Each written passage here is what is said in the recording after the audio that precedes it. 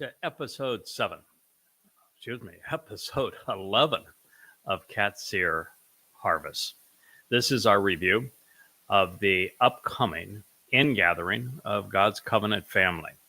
It is scheduled, as we have deduced from all of the clues that God has provided to us, for 7 years before Yahweh's return with his beloved son Dowd in 2033, which is year 6000 Yah, making this Shabuah that will be celebrated with this river of light going from earth to heaven, gleaning the members of his covenant family as we commence the time of Jacob's troubles on the 22nd of May, 2026. In other words, just 15 months from the time of this recording.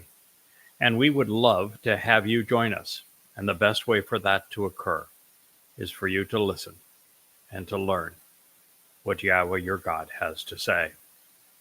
Now, as a result, we are recommencing where we left off, and it's a good spot for a break as we continue this presentation, because we're about to review what God has told us thus far about Shabuah, so that we again can go about this process of transferring what we learn from our Creator, from our short-term to our long-term memories. The more we hear things, the more we think about them, the more likely it is that we can retain them and own the material, and the more we come to know and understand about Shabuah, the better prepared we are to capitalize upon it.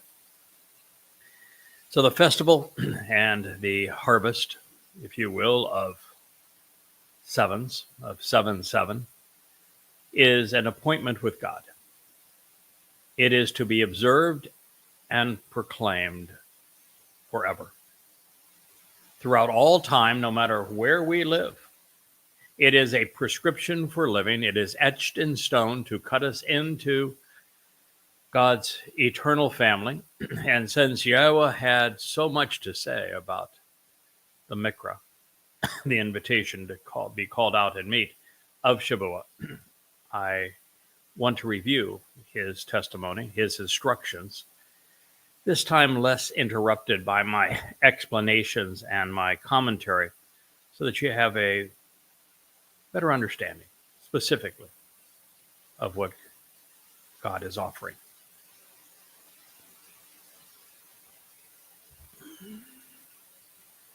Then you should take this written communication into account, focusing on the scribed content in this book, so that you can proclaim and explain on your behalf the means to contemplate the consequences of wavering or delaying, and as a result being left behind on the Shabbat and during this week.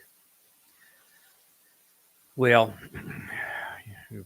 those of you who've been listening to this program up to this point probably know that it's impossible for me to read anything from the Word of God and not comment on it. And I'm not going to make an exception here. I am going to try to explain this the best I can so that it resonates with you.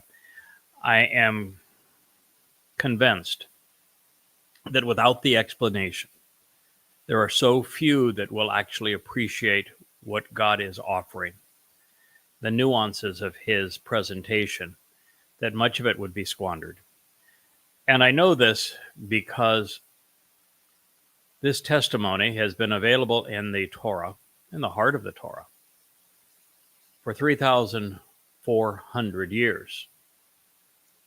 And until this point, no one has understood it. There was no one preparing for a Shabuah harvest. There's no one that knew when it was going to occur. There was no one who could explain any of this to you, because absolutely no one understood it. And that really is the point of what we're doing here.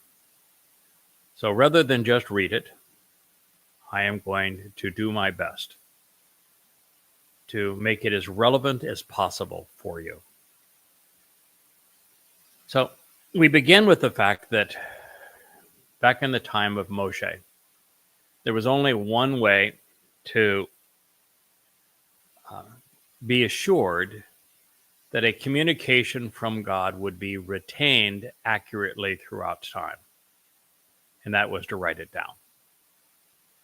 The Hebrew alphabet was designed specifically for this purpose, comprised of 22 letters, initially all in the shapes of things that pertain to humanity and that we humans use, so that you wouldn't even have to be particularly literate just to and be able to look at the images, the characters themselves, and deduce the meanings of many of these words.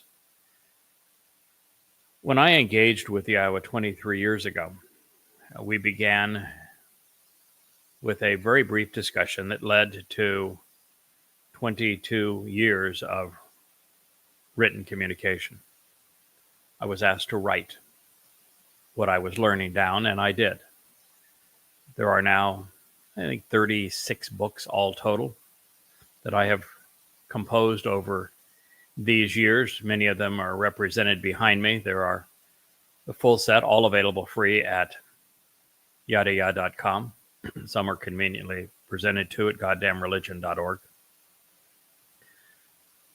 And by writing everything down, what we provided was the ability of readers to do what had never been done before, to experience an amplified translation where the most important aspects of what God was conveying to us were written in bold, followed by a parenthetical where the most general sense of the Hebrew term, separated from the prepositions and conjunctions and with the stems, conjugations, and moods removed if it's a verb, so that you would be able to look up that term as it is transliterated in any online search engine and verify the translations, the authenticity of these translations for yourself. Something that had never been provided previously. And that was a huge advantage of the written text. And another advantage of the written text is I could be held accountable. And not just held accountable, you could go with me on this voyage of discovery. You could read what I knew at that time, 22, 20, 18, 16, 14, 12 years ago, and then see how our base of knowledge grew and the breadth of our understanding multiplied, such that we, in fact, were harvesting conclusions and gleaning insights from the Word of God at a ever escalating pace, such that there were thousands of profoundly important and unique insights that no one had ever perceived before, much less shared. And that as we reached this point, as we near the time of the next harvest, the rate to which we were able to understand what God was conveying grew exponentially. And we came across some of the most profound, in fact, not some of, the most profound discoveries in human history. One of them was so buried under religious rubbish, both by Jews, Christians, and Muslims, that I think it became the greatest discovery ever. And that is that Bar Kokhba, Jesus Christ, and Muhammad are not messiahs. The actual Messiah is David, anointed 3 times by YAHOWAH, symbolic of his 3 lives, and that David is the Son of God. He is our king, and he will return as our king. And most importantly, he volunteered to fulfill Pesach, Matzah, and Bikurim in year 4000 Yah, 1,000 years after he wrote the only eyewitness accounts of precisely what was going to happen in 33 CE. He even visited Daniel in Babylon as Gabriel, God's most capable and competent man, and told him exactly when he was going to arrive to the day to fulfill Passover, unyeasted bread and firstborn children, and what would occur as a result, and then walked us through the end of time so that we're in a position to know that Shavuot, which means 7, occurs 7 years before his return. We found so many profoundly important insights along the way. And just a matter of a couple of months ago, Yahowah spoke to me again and said that, thank you. You've done an okay job there, kid. You've written a lot of books. The books are good. But the marginal utility is on in another book isn't going to make a lot of difference. It's time you speak to my people. And I'm sharing this with you because God began this by saying, then you should take this written communication into account. I did. We did. And we did for 23 years. And ultimately, by taking it into account and writing those some 36 books, I became the repository of what we had learned. And now we recognize that it was time that we start speaking to his people. And this had always been a bit of anathema to me. I much prefer written communication. It's more precise. It is so exacting that with written communication, if you make a mistake, I think you're duty bound to go back and correct it. And I've been responsible in that way. Every time I have learned something along the way, I've gone back and refined what we have previously said. I liked that. I liked the accountability of it. I like the realization that anybody can access it anywhere in the world. And there's wonderful translation tools that if you aren't like the majority of people who can read and understand English, then you have other options. And it gave you the ability to validate everything that I was saying.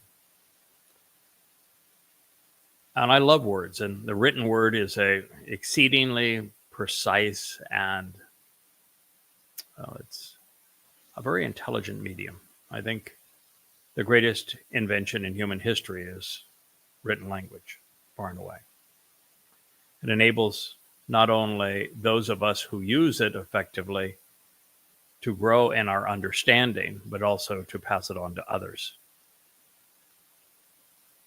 But we've entered a new era where now the spoken word is every bit as enduring as the written word, maybe even more so with electronic medium that's provided by the likes of Facebook and YouTube, X, though it's a bit of a jungle out there, Rumble, which is a bastion of free speech today. They all provide a legacy of whatever we have recorded. And these are all live streams. I'm live streaming right now to 4 YouTube accounts, a Rumble account, an Odyssey account, a Facebook page, and to X. And you'll be able to access any of these things, any of those places, and listen anytime that you want. So the spoken word now has more legitimacy. It has an enduring nature to it. You can hold me accountable. You can hold the one I speak on behalf of accountable. And we both want that. But there is a huge advantage to the spoken word. And if you look at the development of the Torah, this is even acknowledged in the Torah. Bereshith, Genesis, was dictated by Yahweh to Moshe because he was not there during creation or during the flood. He was not there during the narrative with Abraham as the covenant was explained, or with Jacob as the children of Israel were born. He was not there during the episode in Egypt until the very end. And so Yahweh dictated that, and it was all written down, and the first presentation of it was in writing. Then we go through the next books, Shemoth, which means names. We move on there where Yahweh introduces himself to Moshe and to us through him. And we move into the book that I'm sharing from right now, which is Kara. It means to call out, where these prescriptions for living are presented. And in both, what we find is that God is speaking to Moshe, and Moshe is writing these things down as they're being lived out in the lives of God's people. This is very much an experience that is shared between God and those who are benefiting from what he has to say.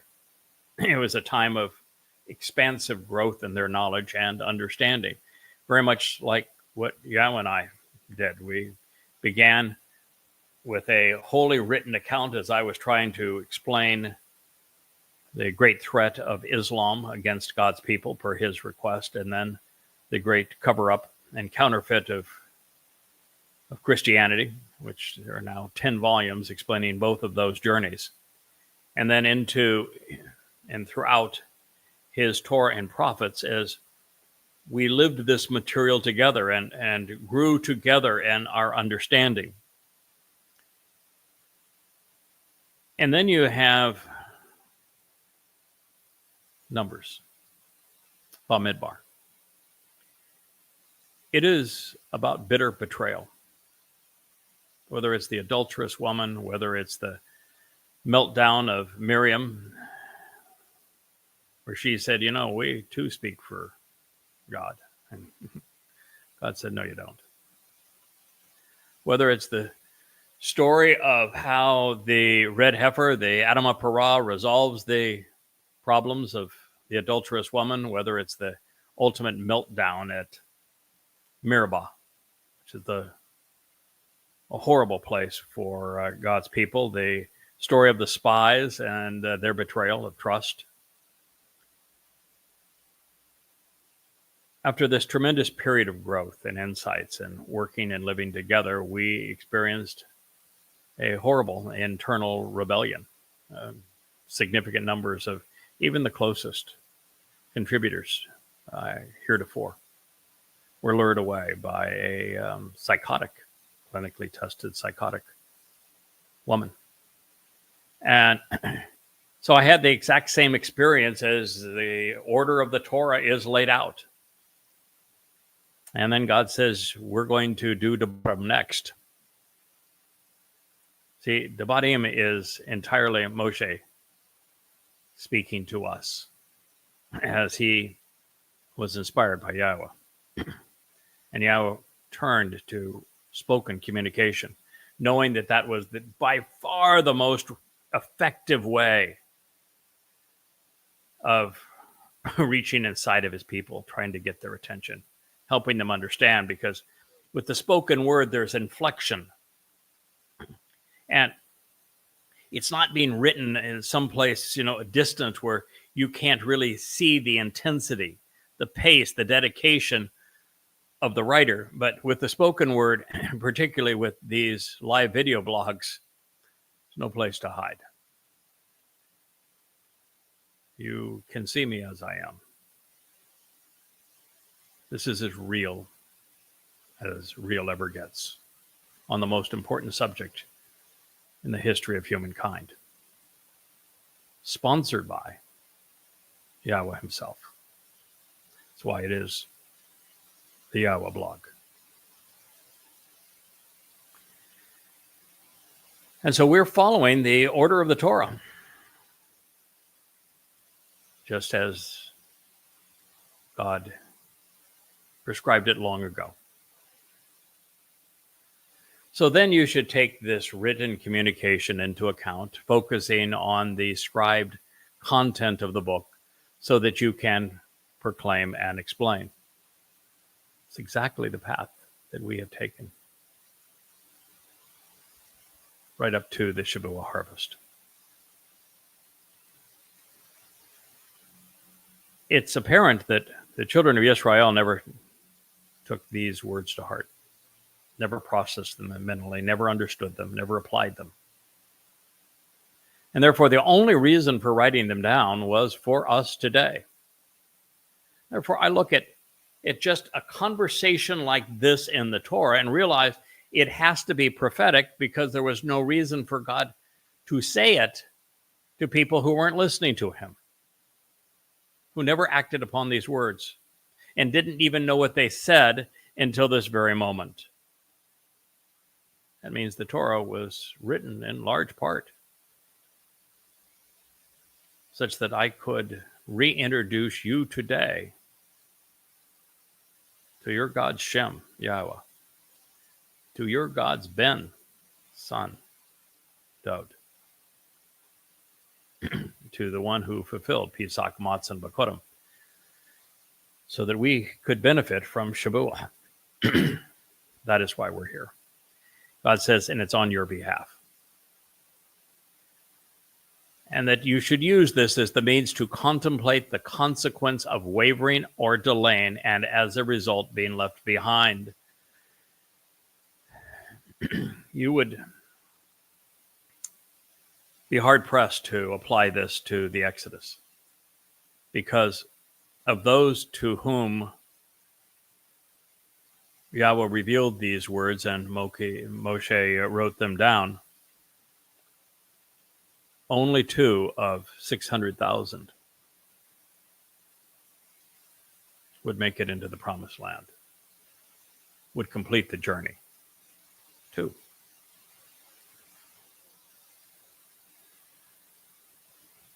Yosha, Ben Nun, and Caleb. They were it. And so again, this is prophetic. God wants you to contemplate the consequence of you wavering at this time.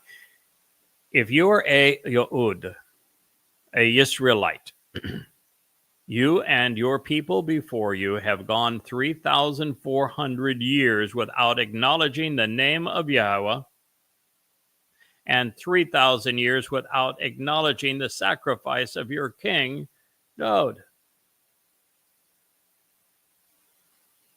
You don't have any more time. If you continue to waver and delay, you will be left behind. And you don't want to be left behind on Shabuah, because Shabuah is, according to the prophet Yeshayah, who knows what he's talking about, Isaiah, is the beginning of the time of Jacob's troubles. And you think it's bad now, and it really is. The whole world has turned against Israel. The Muslims are up in arms. They smell blood in the water.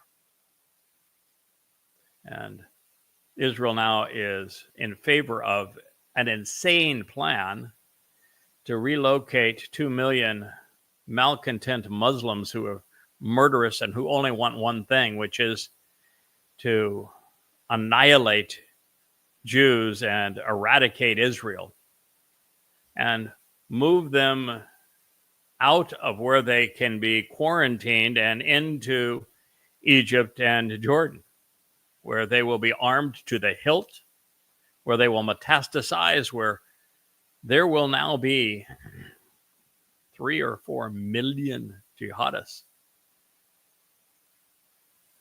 invading Israel as a result of this move, if it were to transpire, as opposed to the 3,000 on 10/7.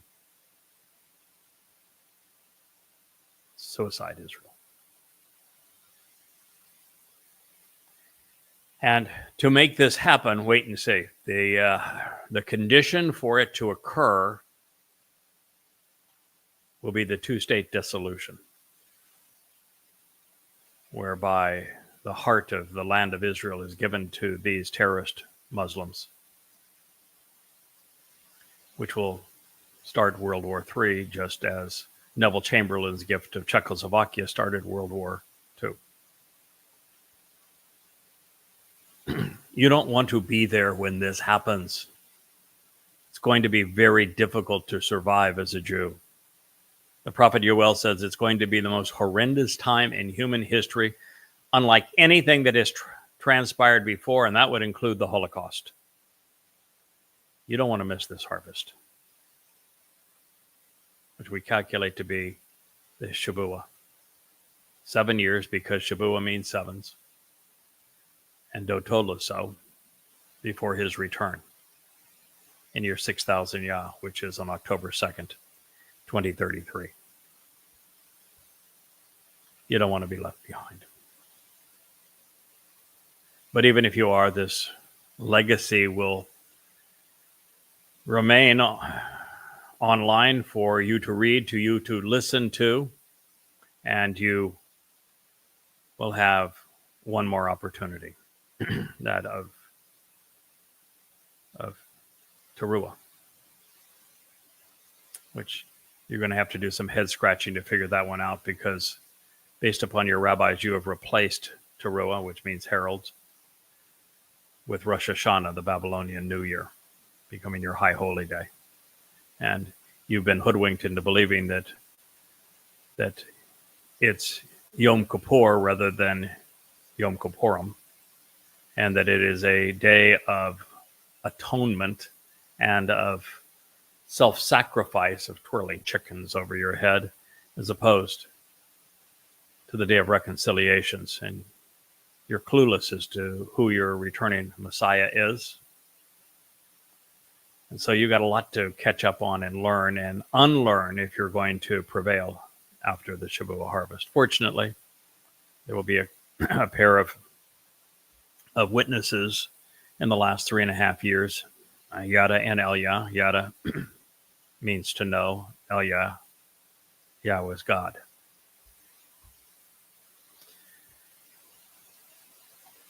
Left behind on the Shabbat and during this week. Now that is really telling, because the Christian church, the most popular lie in the history of the world, confiscated a single one of the 7 Moed Mikre from the list that God had prescribed, and would rename Shavuot Pentecost. And yet it is a celebration of the Shabbat, and it is fulfilled on a Shabbat, just as it was said here, on the Shabbat. By the way, May 22nd of 2026 is, of course, a Shabbat. The final ingathering on Towrah, it is also a Shabbat. When we have the opportunity to camp out with God following Yom Kippurim on Sukkah, it's also a Shabbat. God does his best work on Shabbats. From the day that you arrive with the sheath of bundled grain gathered and ready for transport, for the uplifting wave offering of the perfected, there will be 7 weeks. You know what this represents. This is Kara, by the way, 23:15. It is on Bikurim that we are to arrive with the sheath of bundled grain ready for transport, because Shavuot represents, or Towrah, Bikurim, excuse me, following Pesach and Matzah, Bikurim represents firstborn children. It was fulfilled by Yahweh's firstborn, his Bakor Dod.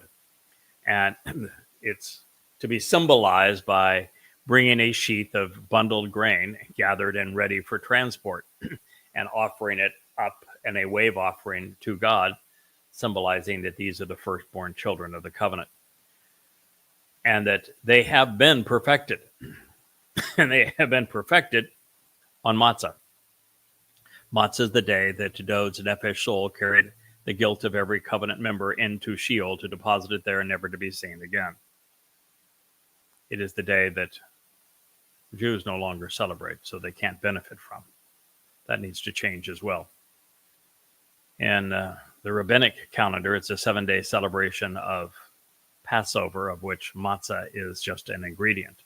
In Yahweh's calendar, it is chag matzah, of which Passover is just the first meal on the first day.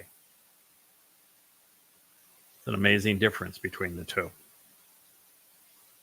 It's a matter of life and death. Shamaim, or Sheol.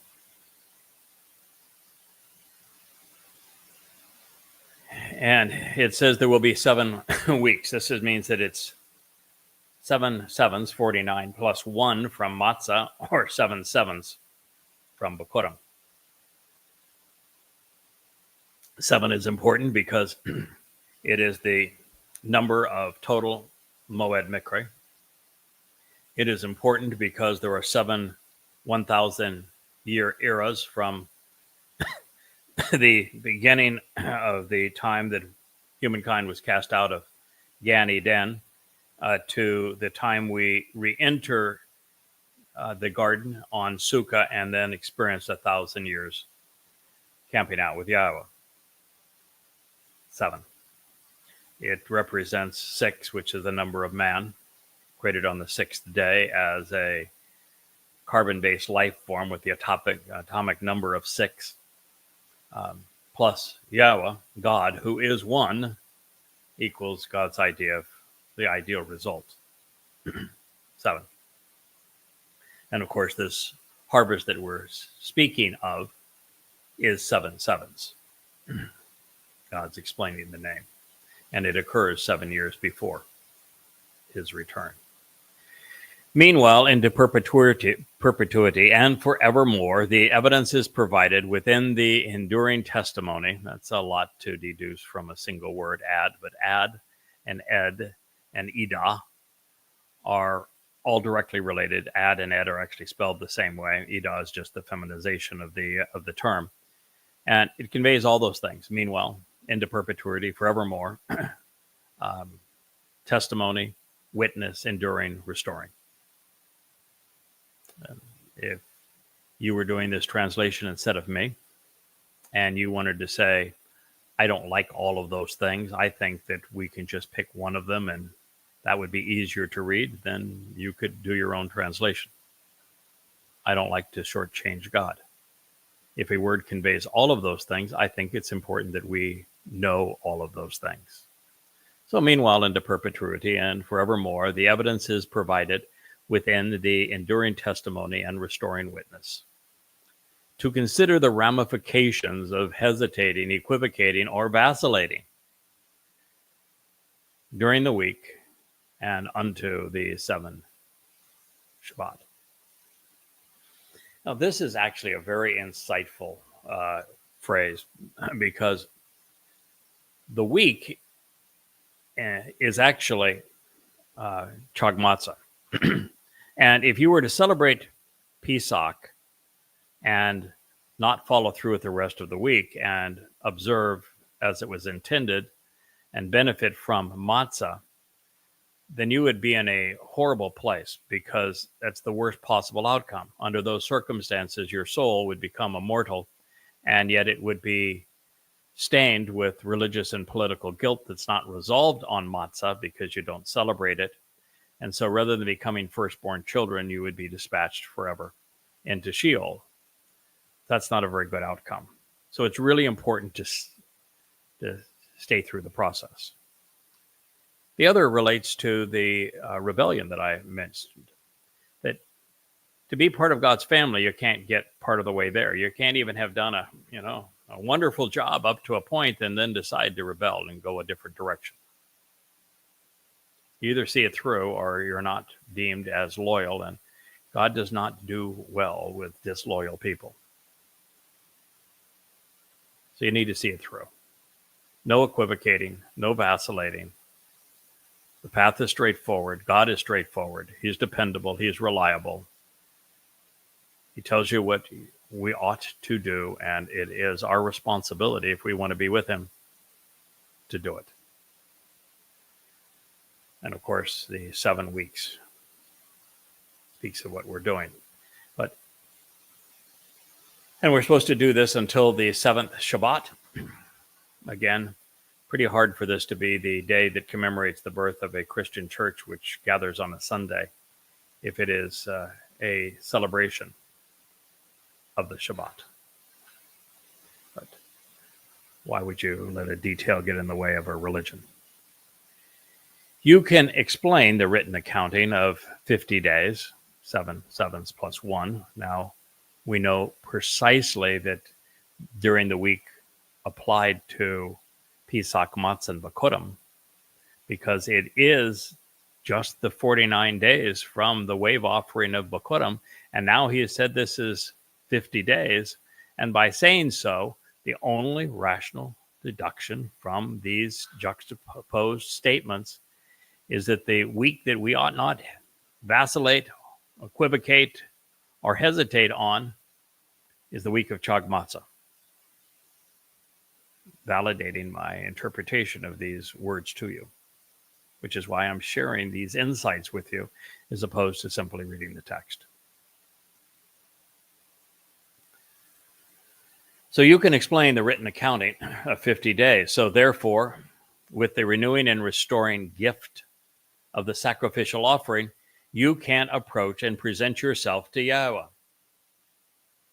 The sacrificial offering that would pertain to the difference between 7 sevens, 49 days, and 50 days would be what occurred on Matzah. That is the day that takes 49 to 50. And well, it's the day prior to that, Pesach, that provides eternal life. The ultimate gift was the sacrificial offering that allows us to approach and present ourselves to Yahowah, that is restorative. And that is because on Matzah, Dod took our guilt, took it into Sheol, dropped it off there. It's akin to a black hole, never to escape, never to be seen again, which renews us, restores us, perfects us, so that we're in a position to approach Yahowah. That's the purpose of that sacrifice. Torah 23:16. You should come bringing out of your homes 2 loaves of life-altering bread. And we don't typically think of bread as being life-altering. We don't typically even bother to think of what do the 2 loaves represent. Why bring them out of our homes? Why isn't the matzah prescribed this time? These are lakem. This is leavened bread. Doesn't mention leaven, but loaves of bread would most often be leavened. Yeah. As we've talked before, Yahowah has 3 horticultural metaphors that explain the nature of Pesach, matzah, Bakurim, Shabuah, Towrah. And these ingredients are grapes, which, when crushed and properly prepared, create wine, which is Pesach. The blood of the Pesach El, Dod as the Zeroah, is put on the doorway to life. Symbolic of that. Grain is the second thing, when properly prepared, turns into the bread of life. Grain is that which is presented purely without yeast on matzah. The yeast, that fungus of yeast, is removed, carried into Sheol. And it represents barley, which is a grain that is purified and harvested and made part of that wave offering on Bakurim. And it when we reach Shabuah, it is a harvest of standing wheat, standing up strong, mature, ready to be harvested. And the third ingredient, the third item that when properly prepared, crushed, serves our understanding are olives. Towrah is an olive harvest. And olives become olive oil, which is a ultimate form of enlightenment throughout time, and also the means to anoint souls. And could even apply then to Yom Kippurim, where the one anointed by Yahweh on 3 occasions with olive oil, and even we are told that Yahweh used his own special anointing olive oil, foretold even a 4th time. And it is Dode who is returning, our Messiah. So all of these things exist, and you could even apply them to Sukkah, because we're returning to the garden, and these are horticultural metaphors, where there will be fields of wheat, where there will be fields of barley, where there will be vineyards of grapes, where there will be wine, and there will be bread, and there will be orchards of olives and olive oil and lamps like the menorah that is now over my left shoulder. I forgot to put it in the scene and talked about it considerably in our last 2 programs. That's why I'm an amateur producer of this program. I need my wife to return from Florida, where she's currently going to be there through the evening tomorrow. So you should bring out of your homes 2 life-altering loaves of bread, lakem, as an ascending wave offering, a double portion for a 10-fold enrichment and empowerment. So much symbolism from here. This now, because Yahweh is speaking to the children of Israel, it is out of the children of Israel that these loaves are being brought out. I had as part of this rebellion where the rebellion said we didn't even know that Shabuah was our harvest until recently, them distinguishing it from Towrah, which is a olive harvest of Israelites, making them goyim, and they're thinking that Shabuah is theirs, just like Christians stole it as well. Well, this pretty much precludes that, doesn't it? The loaves of bread come out of the house of Israel. Now, because we're told that the attendees of Shabuah are varied, young and old, rich and poor, men and women, various stations of life, that there is a potential inference that this wheat harvest and its varieties of wheat's plural, would represent Goyim and Israelites. But many times when Yahweh uses 2 in reference to his people, it is as he uses it in Yirmiyahu 31 when he is talking about the restoration of the covenant. He makes it very clear the restoration of the covenant is not with Goyim. It's not with Goyim and Israel. It's with Yehudah and Israel. And so there is every reason to conclude that is also the case. Now, that doesn't necessarily exclude Goyim from participating in the harvest, because when we are incorporated into Yisrael, when we come into the house of Yisrael, when we journey out of that house with Yisrael to the promised land, as is being presented here, then we can partake of that which was offered by Yahweh to Yisrael, which is the Torah, its covenant, these Mikra instructions, and therefore these harvests. But it's reinforcing that it is by recognizing that we're coming out of the house of Yisrael that this is possible. The bread of life is an ascending wave offering. It's just, again, like Bikurim, because Shabuah is a Bikurim harvest, being offered up, symbolically saying that these individuals are on their way to Shamayim. And we're told that it is a double portion because the Shabuah harvest is larger than the Bikurim harvest. Now, in Bikurim, there's only one person harvested that we know of. Is there the possibility post-Bikurim that Abraham and Sarah, Jacob, and Yishak, Samuel, others that were extraordinary, my buddy Yeshaya, Yirmiyah, Hosea, Yoel, so many wonderful individuals. Of course, Moshe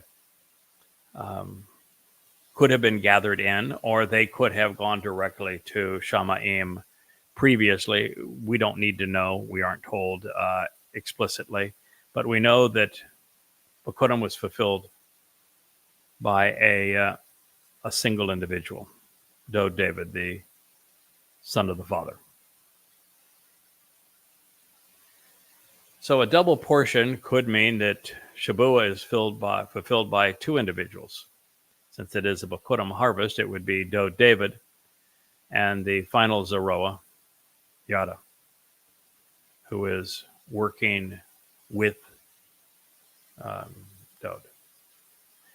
If it is just a double portion and we're expecting twice as many participants, then I guess I could be whispering this in pillow talk to my wife, and it would just be the two of us. I don't think that's what God is inferring. I think the double portion here means that this is going to be a much more robust harvest. I think it is more exponential, and I think this is the largest of the three harvests. So I think that is the intent of the double portion. Shamayim, though Shanaim could also mean that it is a secondary harvest too. And that would be a very accurate reflection of what this is, because Bikurim is the first harvest and Shabuah is the secondary harvest. And there is a third option, which is even better than the first two that I have shared with you. And, I'm not the least bit uncomfortable, and I hope you're not, recognizing that the likelihood is all three of the things I'm going to share with you are true. And for me to walk you through openly and honestly with the most reasoned deductions that can be made and conclusions that can be advanced from the text and thinking it through with you is much healthier than me being almost authoritative and dictatorial and say, this means this, and if you don't believe it, then you're going to hell. That isn't Yahweh's style. He wants us to think these things through. He wants us to teach others how to think them through. It's important that you know my thought process.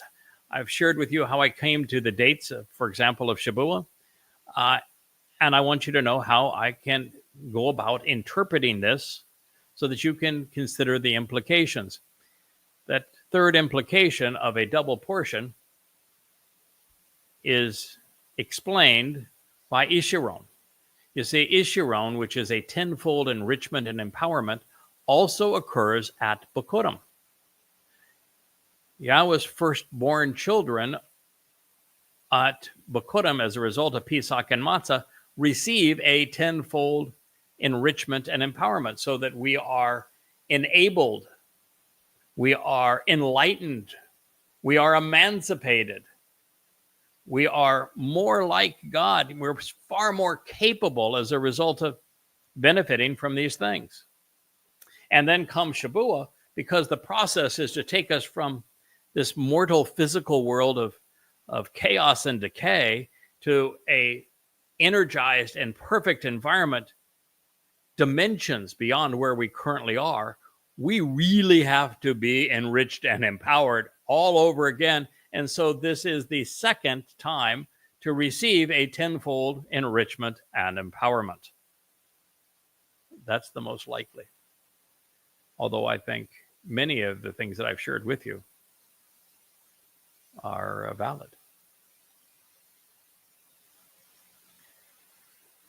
They should be comprised of, and this is now the loaves of bread that he's talking about that have been brought out of the homes of Yisrael, of fine flour, baked with chametz, with yeast,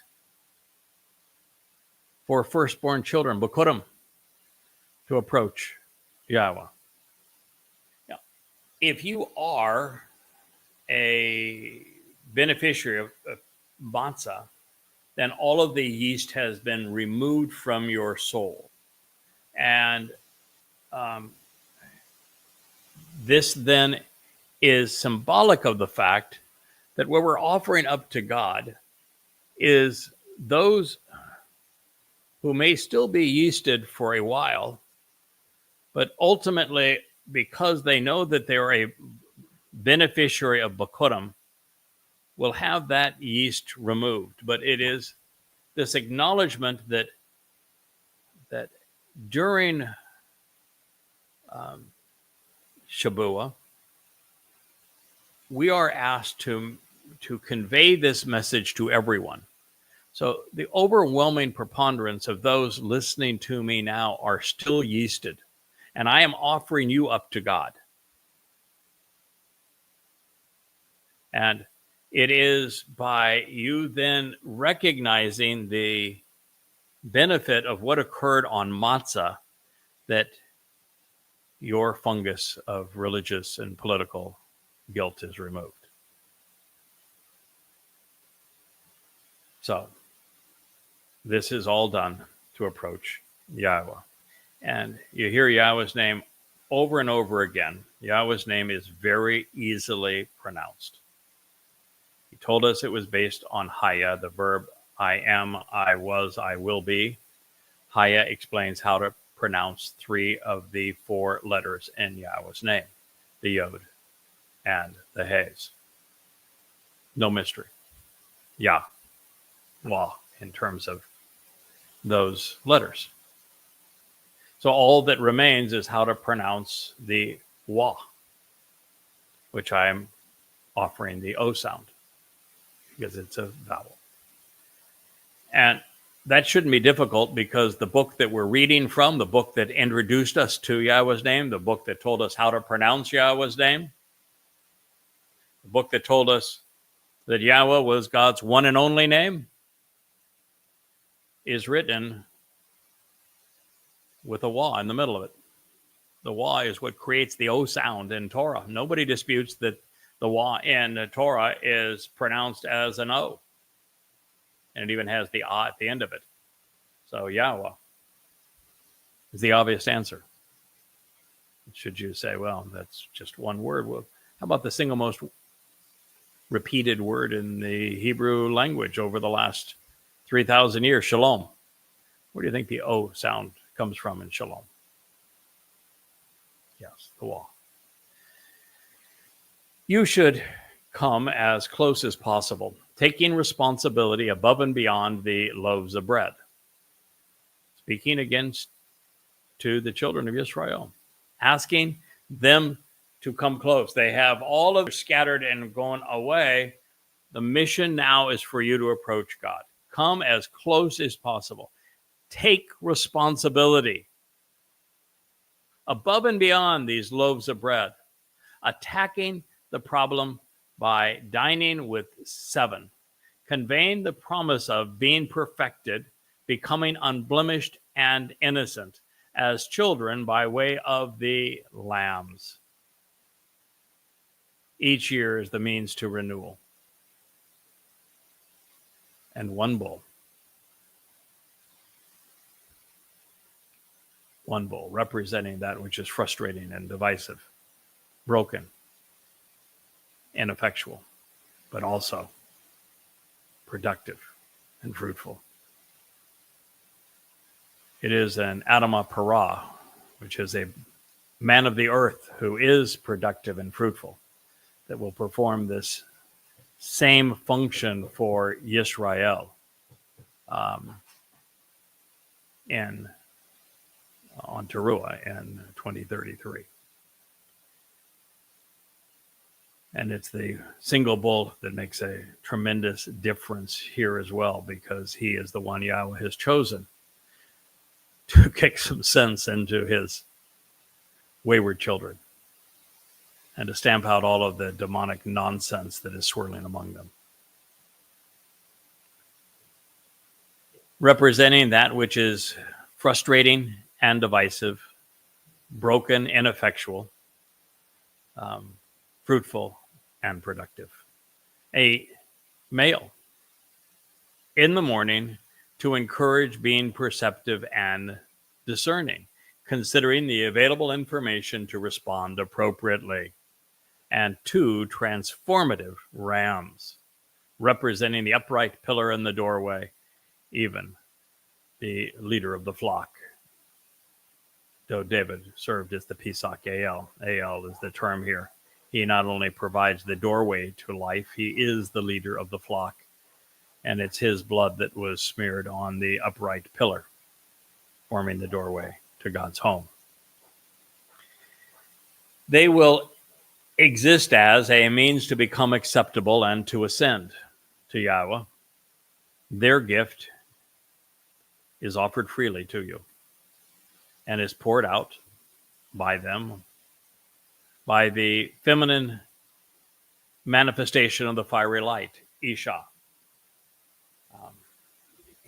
Ish is fire. Isha is fire, but with a feminine aspect to it. Only so much we can make about masculine versus feminine endings, but that is the most correct rendering of the word would be fiery light, and fiery light, knowing that in this case there is the feminine ending, most likely conveys the fact that when Yahweh conveyed his nature to his people, he used Ish, fire.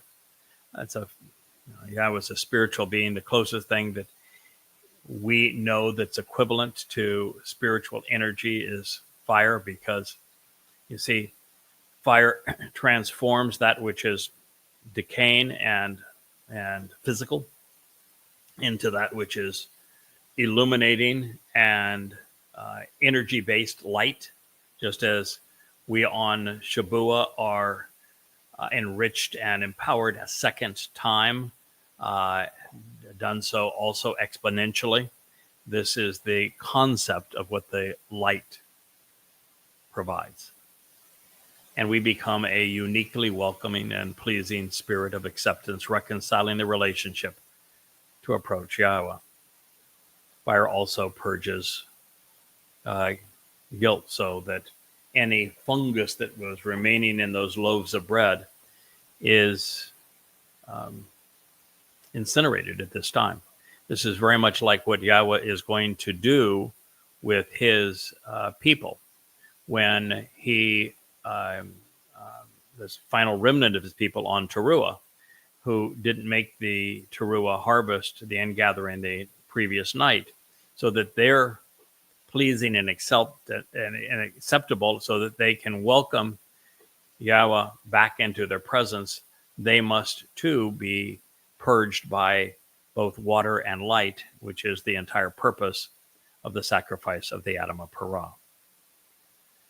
You should prepare and provide just one, a singular satar, or a scapegoat to depict demon-possessed beings to be overcome to prevail, and also representing Elia, who was the man who was most identified with the wearing the furry coat of a goat.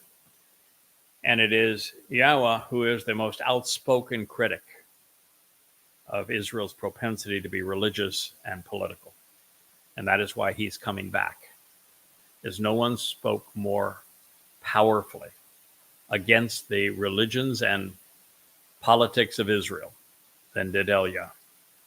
And that's something to think about, Israel, particularly since so many of you are political and religious, that the very prophet that you are expecting to return was God's most outspoken critic, damning religion and politics.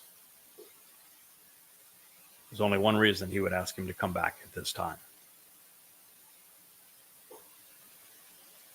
And that the scapegoat is for going astray, for having missed the way, for having been wrong. And the two lambs, the sons a year old for renewal each year, serving as a sacrificial offering for consumption during the feast to reconcile the relationship, completely finishing what was required to pay the debt and to make amends, reestablishing rapport. Korah 23:19. Now, in this particular case, and in every case of the sacrifices, what we find is that they are consumed by the attendees. Yahweh is not asking you to give him a bull or a goat or a lamb or a ram. These are festival feasts. They're chogs. And as a festival feast, we dine together. And it's interesting that the human mind functions best on protein. And so we're able not only to think more adroitly, supplied with protein, which Yahweh needs us to do, but the very fire that prepares this meal provides warmth. It makes the meal safer for us to consume, and it enlightens all of those around. So there's a lot going into this particular metaphor, and we're told that it makes it possible for those who have missed the way and have been wrong up to this point to have their relationship reconciled with God, reestablishing rapport. And so then the priest should evaluate and waive the bread of firstborn children. So again, we're reminded Shabuah is only possible because of firstborn children. It isn't a separate ingathering all to itself. It is based entirely on what Yahweh and David accomplished on Pesach, Matzah, and Bakorim, which makes Shabuah possible.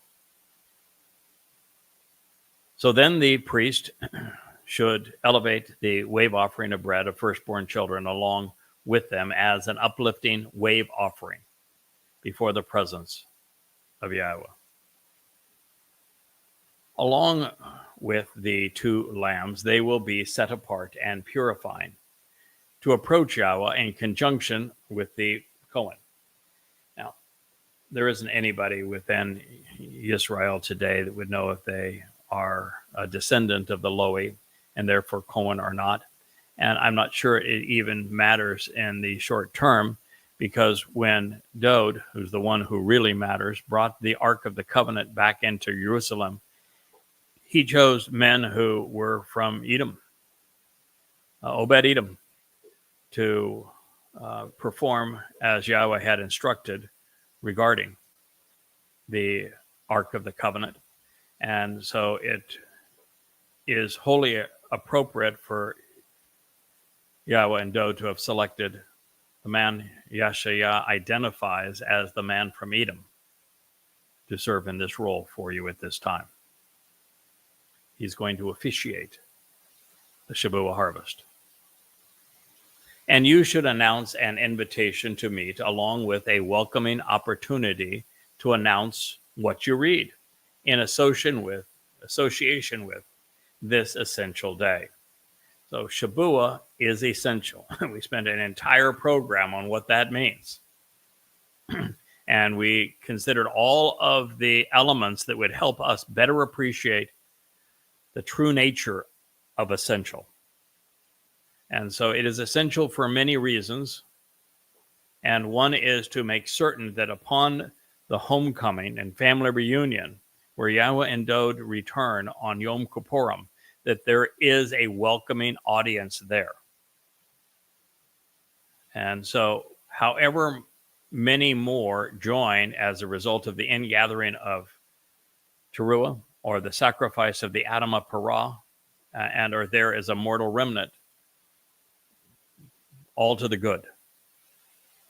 But at this point, it's a lay down hand. Yahweh has prevailed. We have prevailed. It exists as a set-apart Kodesh. Kodesh means that it is uncommon. That means that very few people relatively are going to partake in it. You are never going to see, in association with the Yahweh blog or these Facebook or YouTube pages and channels, the X presence, an enormous audience. We are only going to appeal to about 1/3 of Israelites and about 1 in a million Goyim. That is the target audience. And we're not here to elicit big numbers. We're here to convey a big message. What you choose to do with it is up to you. Delivering it to you is up to us. We're going to do our job. I hope you do yours.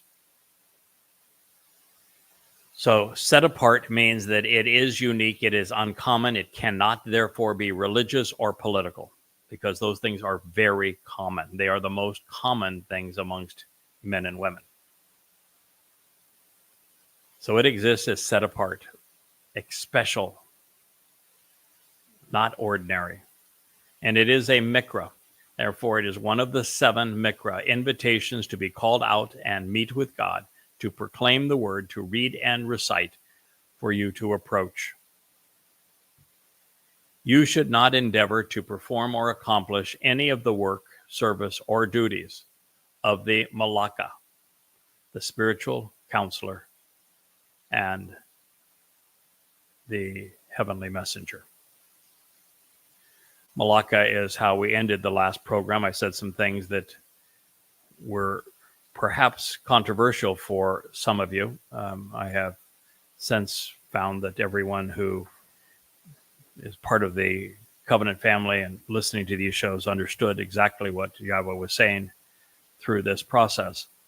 But when we look at Malaka, the very first thing that should come into our mind, and something I hinted at but didn't convey in our last program, is that we are told in the book entitled Malachi, which means my messenger, my heavenly messenger, my spiritual envoy. We're told in the last chapter that Eliah will be one of the 2 witnesses. So wouldn't it be appropriate for Yahweh to use the same term to identify the other witness? It is out of the book of Malachi, and Malakah is based on exactly the same word, malak, spiritual messenger and heavenly representative. And in this case, it is where Malachi is my spiritual messenger, my heavenly envoy. Malakah puts the feminine AH ending to malak. And we talked about that for a number of reasons. One is the head and heart that we learned from Yahweh analyzing the difference between Adam and Chawah in the garden. And if you notice, Chawah had been the chatty one. Her actual name means to speak out, to express. And so her name means to speak out, and Yahweh said she would be coming from the heart. And we recognize that's the difference between the written word that has preceded this and the spoken word, which is now what we are conveying to you. And so there's also a message there, isn't there, about this transition to the more feminine approach of conveying these words audibly to pierce the heart of Israel. And in all of human history, according to Yahowah, there's only one person who's been the beneficiary of his 7 ruach. Ruach being a feminine term. Ruach being Yahweh's spiritual messengers, his heavenly envoys. And so it is entirely appropriate for him to use the feminine to identify the one person who has benefited from his 7 ruach. We learn that in Yeshayah 11, of course.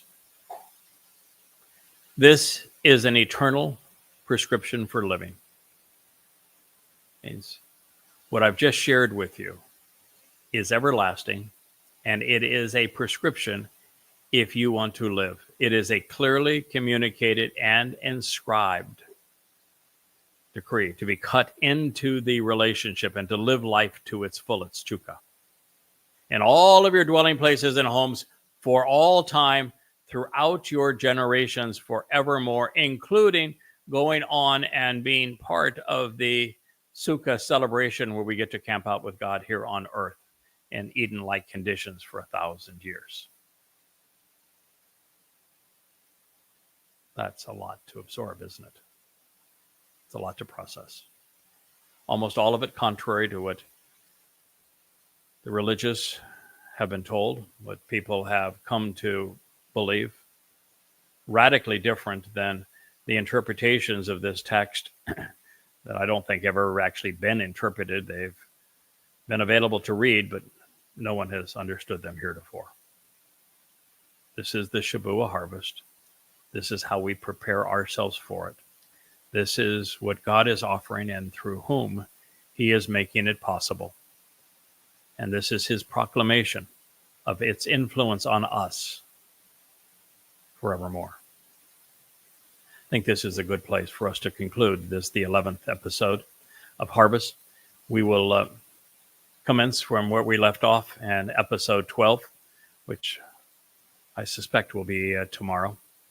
I'm spending most of my time writing the commentary on Devarim, Deuteronomy 7, which has been an exceedingly informative presentation by Moshe speaking on behalf of Yahowah as to what God expects from us when we are confronted by those who are misrepresenting him.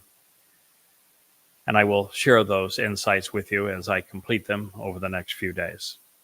So I very much thank you for listening to this presentation of Qatsyr-Harvest, this being episode 11. I appreciate you inviting us into your home and for listening to what your God wants you to know. This has been the Yahowah blog, and I am your host, Craig Winn.